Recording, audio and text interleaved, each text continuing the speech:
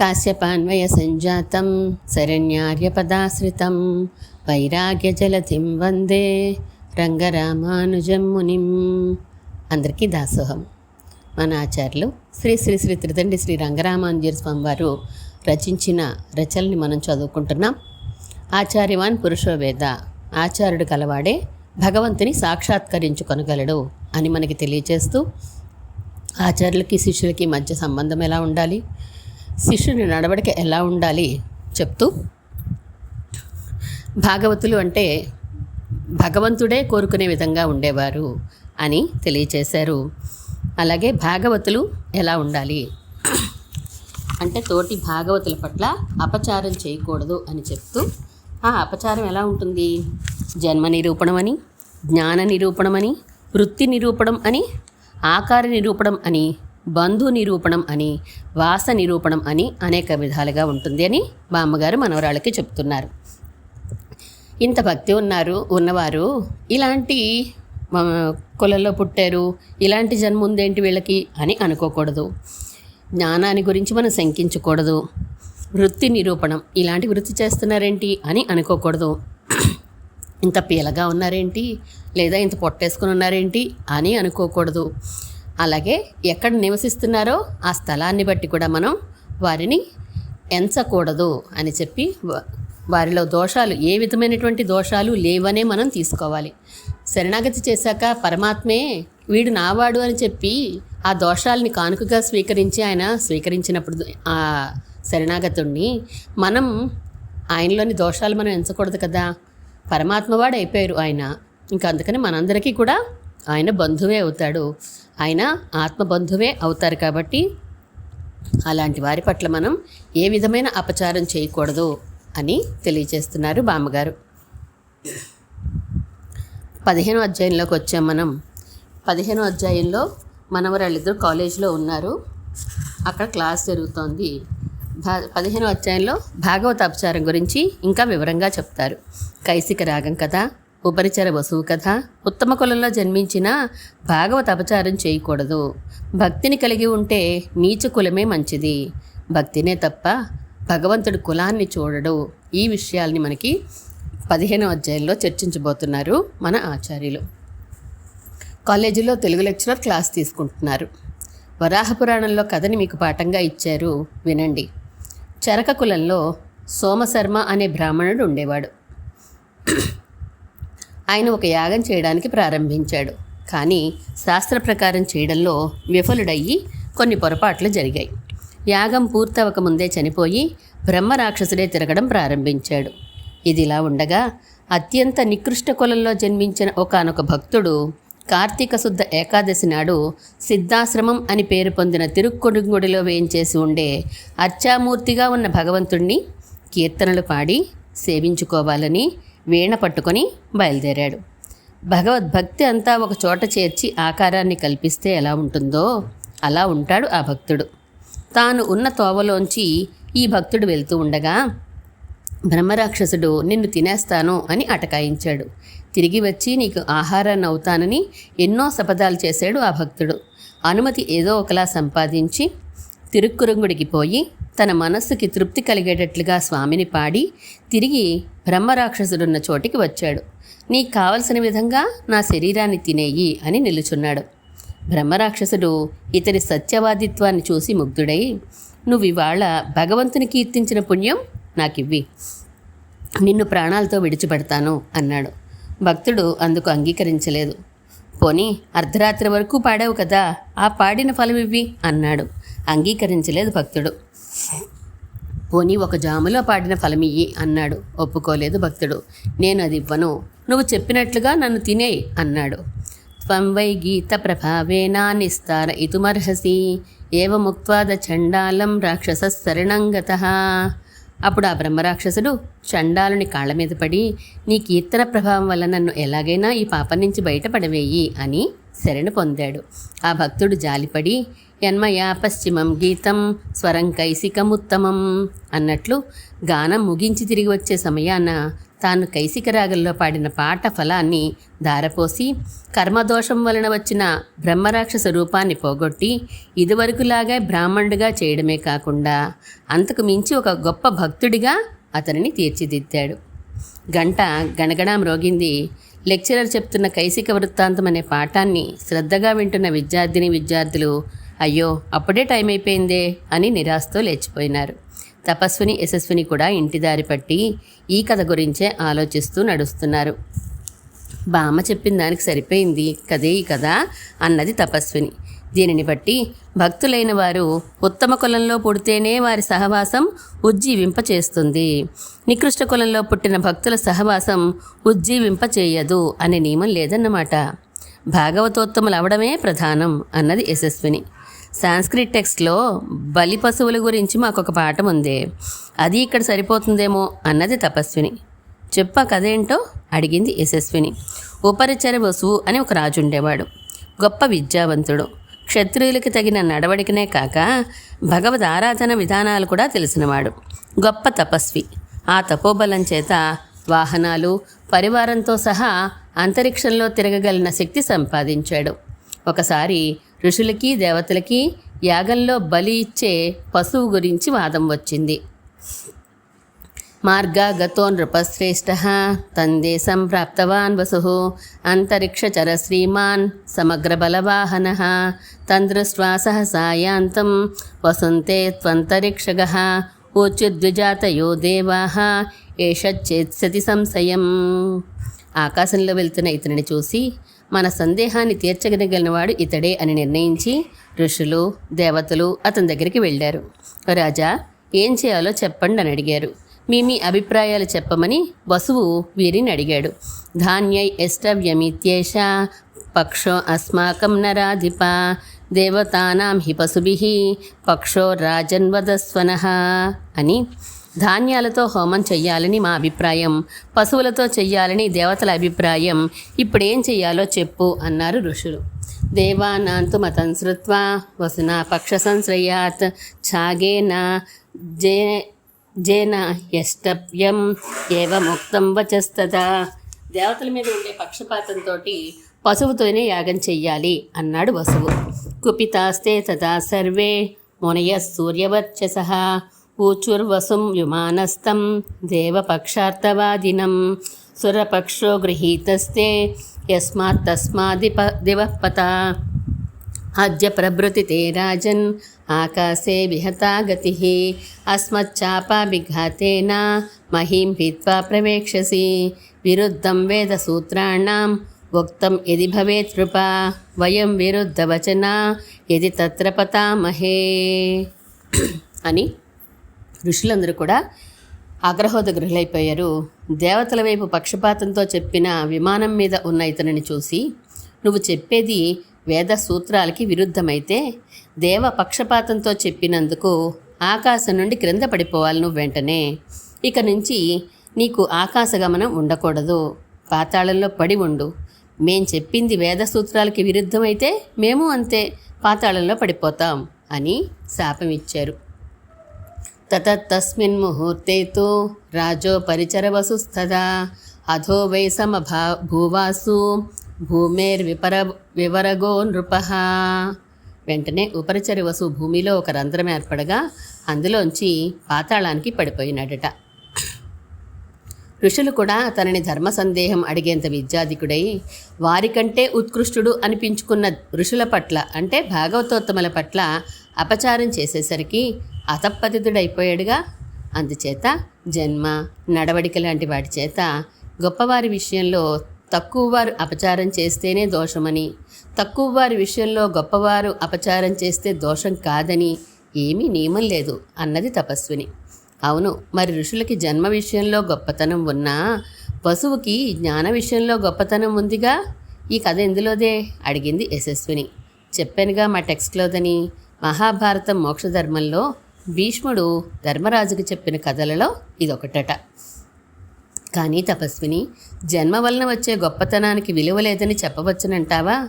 శాస్త్రంలో కానీ సమాజంలో కానీ బ్రాహ్మణులందరినీ చాలా గొప్ప చేస్తారు కదే, బామ్మని అడగాలి అని యశస్విని అంటూ ఉండగానే ఇల్లు వచ్చేసింది. వెంటనే అడిగారు తమ సందేహాన్ని. నిజమే మీరు చెప్పింది. సర్వే వేదాహ యత్ పదమామనంతి. వేదాలన్నీ ఏ పరమాత్మ గురించి చెప్తున్నాయో అని. వేదేశ సర్వైహి అహమేవ వేద్యః. వేదములన్నిటి చేత వివరించబడేవాడిని నేనే అని చెప్పినట్లుగా వేదం మొదటి భాగంలో ఎలా ఆరాధనలు చెయ్యాలో, రెండో భాగంలో ఎవరిని గురించి ఆరాధించాలో వివరంగా ఉంది. మొత్తం అంతా భగవంతుడి గురించే, ఇంకో విషయం లేదు అందులో. అలాంటి వేదాన్ని స్వాధ్యాయో అధ్యేతవ్య అన్నట్లు శాస్త్ర ప్రకారం చదువుకుని అర్థనిర్ణయం చేసి భగవంతుణ్ణి ఉపాసించి అనుగ్రహం పొందడానికి బ్రాహ్మణులకి పరిపూర్ణ యోగ్యత ఉంది. అందుకే శాస్త్రంలోనూ సమాజంలోనూ పెద్దపీట వేస్తున్నారు బ్రాహ్మణ పుట్టుకు పుట్టిన వారికి. కానీ ఏంటి? కానీ అలాంటి బ్రాహ్మణ వంశంలో పుట్టాడన్న మాటే అహంకారం కలగడానికి కారణమైతే మద్భక్తాన్ శ్రోత్రియో నిందన్ సద్య చండాలతాం వ్రజేత్. నా భక్తుల్ని నిందించినవాడు బ్రాహ్మణుడైనా వెంటనే చండాలత్వాన్ని పొందుతాడు అని భగవంతుడు నిర్ణయించాడు. కనుక భాగవతాపచారం చేసినవాడు భగవద్విషయం నుండి దూరం అయిపోతాడు, సందేహం లేదు. అందుచేత అహంకారం రావడానికి బ్రాహ్మణ జన్మే కారణమైతే దానిని విడిచిపెట్టేయవచ్చు.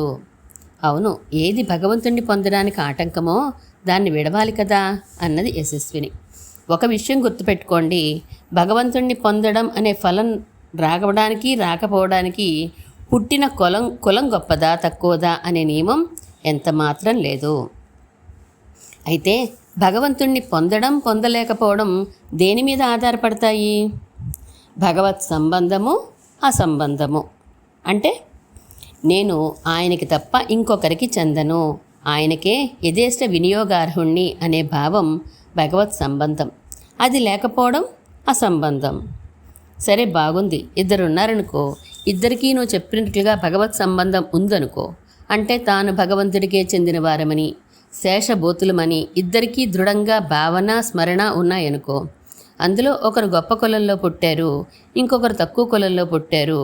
అప్పుడు గొప్ప కులంలో పుట్టినవాడే గొప్పవాడు కదా? కాదు ఆశ్చర్యపోయినారు. ఏ అని అడిగారు. గొప్ప కులం అని నువ్వు దేనిని అంటున్నావో అది అహంకారం కలగడానికి చాలా అవకాశం ఇస్తుంది. కనుక మాటిమాటికి భయపడుతూ ఉండాలి. శరీరేచ కాలేష్వపిచ అని జతంతా స్తోత్రంలో చెప్పినట్లు ఎంత స్వస్వరూప జ్ఞానం ఉన్నవాడైనా, ఇతర ఉపాయాలని చెయ్యనివాడైనా అమ్మో అహంకారం ఎక్కడొస్తుందో అని వణికిపోతూ ఉంటారు గొప్ప కులంలో పుట్టినవారు. అంతేనంటావా? అంతేకాదు, స్వరూపం తెలిసిన వారందరూ మేము తక్కువ వాళ్ళం అని ఎరిగి ఉండాలి కదా. పుట్టడమే గొప్ప కులంలో పుట్టాడు కనుక లోకల్లో అందరూ గొప్ప కులం అని పొగుడుతూ ఉంటారు. కనుక స్వరూపానికి సంబంధించిన నైత్యాన్ని అతి కష్టంతో భావన చేస్తూ ఉండాలి. నిజమే, తక్కువ కులంలో పుడితే వేదాధ్యయనానికి అవకాశం ఉండదు అన్న మాటే కానీ అహంకారం వచ్చే అవకాశం లేదు. తను తక్కువవాడు అనే భావన సహజ సిద్ధంగా కలుగుతూనే ఉంటుంది. అందుచేత గొప్ప కులంలో పుట్టినవాడు జారిపోయినట్లు వీడు జారిపోయే అవకాశమే లేదు. అందుచేత జారిపోవడానికి అవకాశం లేని నీచ జన్మమే గొప్పది. శాస్త్రం కూడా స్వపచోపి మహీపాల విష్ణుభక్తోదిజాదిక విష్ణుభక్తి విహీనస్తు యతిశ్చ స్వపచాదమ అంటోంది. ఎంత తక్కువ కులంలో జన్మించినా భగవద్భక్తుడైన వాడు బ్రాహ్మణుడి కంటే గొప్పవాడే. గొప్ప కులంలో జన్మించడమే కాదు, సన్యాసాన్ని తీసుకున్నవాడైనా భగవద్భక్తి లేకపోతే చండాలుడే. అందుచేత ఒక వ్యక్తి గొప్పతనానికి వర్ణాశ్రమాలు లెక్క కావు, భగవద్భక్తినే లెక్కలోకి తీసుకోవాలి. అయితే బామ్మ, నికృష్ట జన్మం వలన వచ్చిన దోషం ఎలా తొలగుతుంది? నికృష్ట జన్మ అంటే నీ ఉద్దేశం ఏంటి? నేను చెప్పినట్లా, లోకంలో అనుకునేదా? రెండు చెప్పుపోని. లోకంలో అనుకునే నికృష్ట జన్మదోషం పోవడానికి భగవద్భక్తుడు అవడమే. నేను చెప్పినట్లుగా అయితే లోకంలో గొప్ప జన్మ అనుకున్నదే జారిపోయే అవకాశం ఉన్నది కనుక అదే నికృష్ట జన్మ.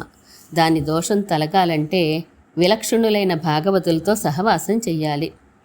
విలక్షణమైన భాగవతులంటే మరి జారిపోయే అవకాశం లేనివాడెవరు?